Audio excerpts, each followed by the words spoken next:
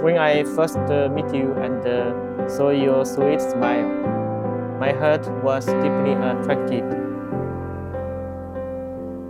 Sinusuportahan niya ako sa lahat ng gusto ko, sa trabaho ko, sa mga gusto kong gawin sa buhay ko. Kaya talagang napamahal na ako sa kanya. This is my gift for you. It's not expensive, but it's from my heart. I want to protect you and I want to be happy. I want to be with together forever.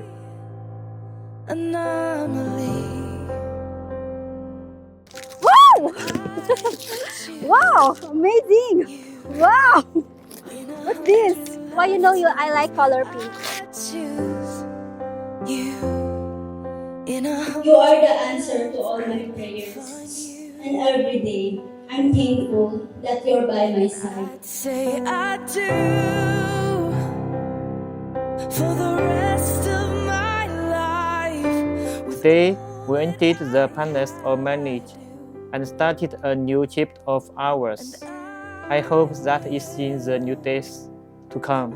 I can always protect you, cherish you, and bring you more happiness. No turning back. And every day,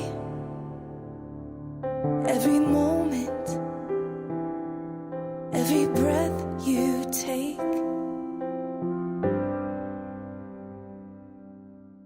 Thank you for being you, for being my love, my best friend, and my partner in everything. I love you so much.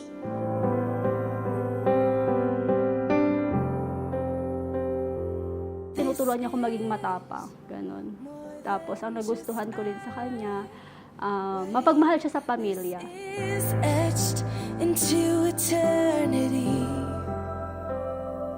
With our I will try my best to make you feel and at ease. May our love become deeper over the years, and may we be happy and joyful for the rest of our lives. I love you. in 100 lifetimes, he'd choose us. In 100. Thank you, Laugong, for this sandal. I really like it.